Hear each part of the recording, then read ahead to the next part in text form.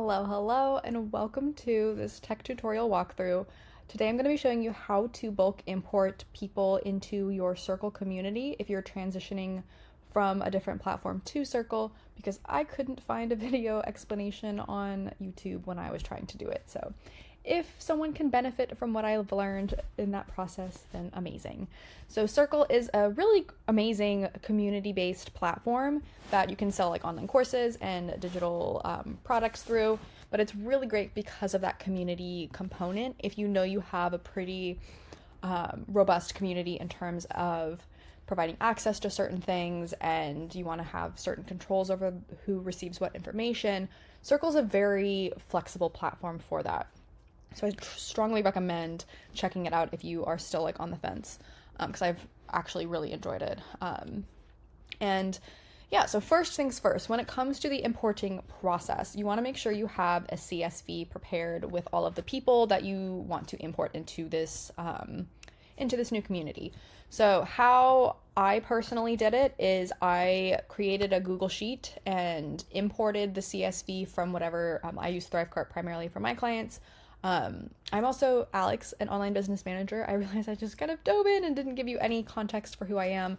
I work with 6 and 7 figure entrepreneurs with their operations to help them get out of the day-to-day of their business so they can do more of the high-level CEO things rather than dealing with things like importing their audience into Circle. So with this CSV file, it's very basic. So the only information they wanted was name and email, and they needed it to be these specific things for the headers. So when you import it, it needs to say name and email, not first name and last name. Make sure they're in one column and it says name and email, and it can't even say email name. It needs to follow the exact, literally this. And if you're importing different types of access to your community, so let's say you have one like tier of access in your membership, and then you have like an increased tier where they get access to more bonus trainings or bonus resources, you'll want to make sure you have separate sheets for each like subset of your community. So when you import it, you can provide them those access settings during that import process. And again, like make sure everyone has like, oh, nope, this. You see my test name. I like to use my favorite book talk characters when I'm test importing people into the platform. And that brings us to the next bit that I wanted to share with you. And I actually first wanted to show you a little bit of a walkthrough for the platform. So this is I literally just created this trial account. I personally don't use it yet in my business because I don't have a big enough like community to make use of this, but I'm actually obsessed with Circle and everything it allows you to do with a community. So now it's like when you find those tech platforms where you're like, now that I know I like this tool, I want to use it more. So I'm like thinking of ways I can implement it in my own business. But just for a brief walkthrough for the space, we have, this is the trial foundation basic template. No changes have been made. I still have the getting started section here. So we're not really going to play around with this too much, but the main thing I wanted to highlight in terms of importing people into your audience or importing your audience into your Circle space is this menu up here. You'll see audience and you'll see down here invite member. This is the option you want to use. This is the option that will send people an invite email. In audience, I don't have any audience yet because I haven't test imported, which we'll get to in a second, but if you add people through this process, through managing audiences, they don't receive an invite email at the time of recording this at least. And I know that because I did the second step that I recommend you going through after you've prepared the CSV and you've gotten clear on who you're providing access to what. Next, you want to make sure you test import. Now, we're going from the angle that you're ready to import people into your Circle space. This isn't a tutorial for how to set up your Circle space for like the share settings and everything. But one thing you want to keep in mind is this access groups feature, which allows you to templatize who has access to what in the space. So there's certain things you can have paywalls behind. So like maybe you have a free component of your community, and then they can pay to get access to these additional features. So there's a lot of different ways you can play with it. Access groups is a great way to templatize those settings. So when you import people, you can automatically apply them. I just want to not go through all of this. Okay, next. Okay. Oh my gosh. Just go away. Okay, cool. So I'm going to create a test one just so we have it. And then we can select members automatically, but we don't have any in here yet, so that's okay. But to create an access space, I'm actually going to go up here, and I realize I don't have any test spaces. So spaces, this is like how they structure different sections in the community in terms of like access. And a space is like a channel in Slack. You can have different types, which is great. This is not a tutorial for how to create your space in ClickUp in Circle, but we're just gonna have a couple of options in here. So this is one space with these two. This is one space group with two different spaces. So now if I go to my audience and I go to access groups and I click this, I can update this so they can get access to these specific things, or the entire space group as a whole. Depending on how you've structured your community, you'll want to be clear in like which elements they need access to, but this is where to adjust that. So what we want to do now, we're going to assume that we have one space. So this is like test, let me think, how do I want to do this? So we have, let's do two different access groups. So we're going to have one exclusive tier, and then we're going to have one that is a paid tier. So, or a free tier, excuse me. So this access group is the free tier, free access to my community, and then the exclusive tier adds additional things that's perhaps behind a paywall. I'm not going to set up the paywall for this, but for the purpose of importing. But this exclusive tier will have exclusive content that they need to be in a separate access group. So we'll do that. Actually, I'm going to make it even clearer on myself and just rename these real quick. One sec. Okay, so I've updated that. So now we're going to have this exclusive tier will have access to both, right? Because they're still going to have access to the free stuff when they have access to the exclusive tier. I'm assuming. Maybe they don't, but for the purpose of this, I'm assuming that they have access to everything if they upgrade. And then for the free tier, we want to make sure they only have access to that free tier space, right? So now the second step, after all of that, the second step that we want to do is test import people so we know that it works when we actually import our audience. Because the last thing we want to do is import everyone and then everything breaks, and then it's just way more difficult to fix it when everyone's already in there. And it's also just like, you don't want to have to deal with all the customer service emails you'll get. So as a reminder, when we are inviting people to Circle, in order for them to get an email, and the only reason I know this is because I tested it, right? We're doing this test phase, is they only get an email inviting them to the platform if you go through this invite member route, not through this managing, like through adding an audience like this. I don't know why. To me, that makes no sense. I thought that was very confusing. Hopefully that will not be the case for forever. But what we're going to do is we're going to go to invite member, and I'm going to do some manual people just to like test it. So we'll do some Batty book talk characters, and I'm going to put in a couple of emails that I don't want y'all to see, because I don't know, privacy.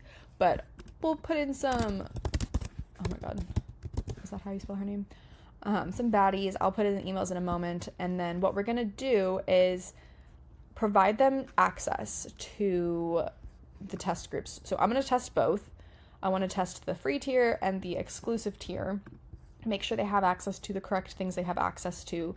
Click around. I want to make sure I'm sending these to emails that I have access to and that I can accept the email. And then I can create an account from their perspective and click around and make sure they have access to everything they need to have access to and go from there. So like, let's say Farah is in the free tier. Both of them are in the free tier, but only Farah is in the exclusive tier. So for this first one, we're going to first import them to the free tier, send invites. So we want to make sure we're sending them invites with the instructions to join. I'm not going to do it for the purpose of this, but this is where you would click that. It would show a screen saying that it worked. You can even update like the, on a paid tier, you can customize these invite emails as well as adjust with, so there's all sorts of different settings that you can adjust once you upgrade to your account. I'm just on the free paid trial for the purpose of this, so play with these settings as you will.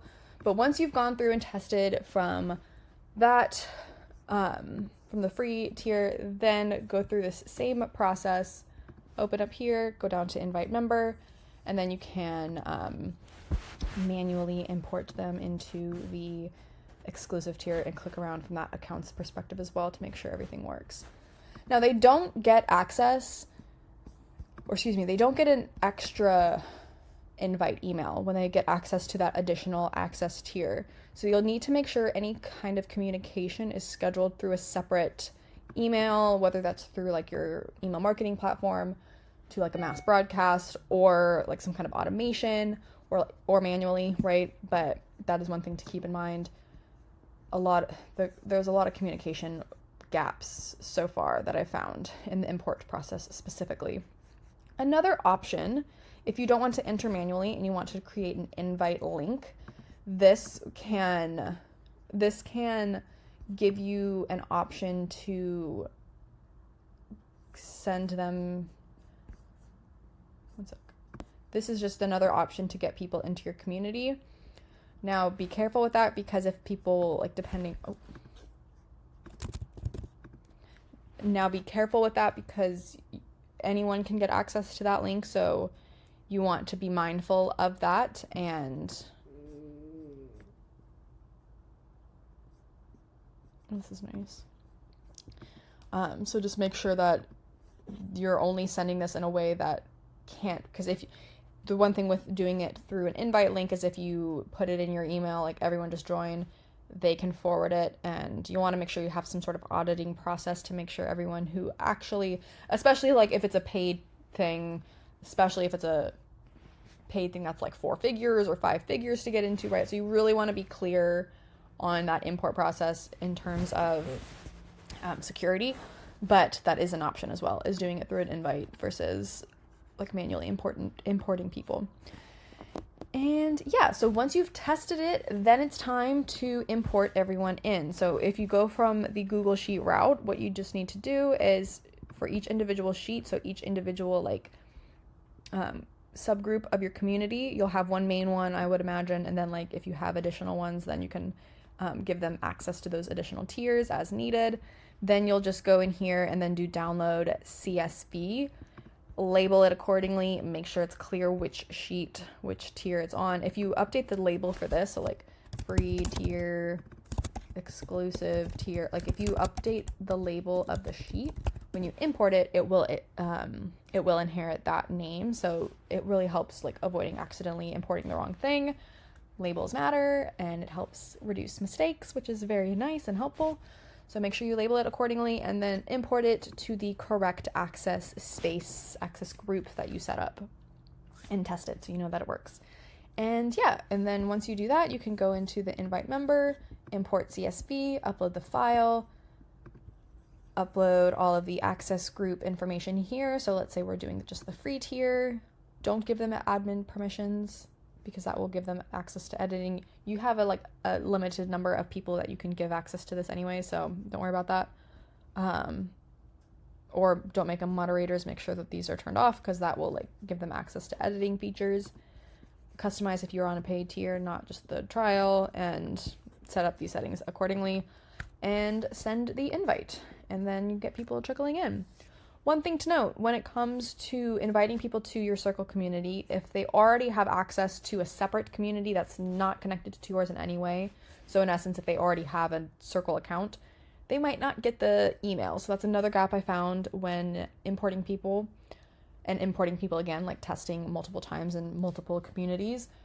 They might not get that invite email. So again, you really want to make sure you have other communication assets scheduled communicated through so people know what's going on, like if they should have received an email invite and all of that. So in terms of the import process, again, there's a couple of gaps for Circle, but hopefully they'll get those resolved. So, because otherwise it's a very fantastic platform. So that's just one thing to keep in mind. They might not receive that invite email. If they don't, what I did was just redirect them to log in to the Circle platform, which is just the link on the, like this one here. And then when you log in, it should show you like a menu on the left-hand sidebar that has all of the different communities. And then when they go through that way, they'll be able to create an account. And that seems to work fine. It's not the most ideal workaround. And then you can always create that invite link option as well to get them into the platform too. So if they're having like any additional access issues, just go and create an invite link for them to get access accordingly. So if you have any questions, let me know in the comments, and I hope this helps.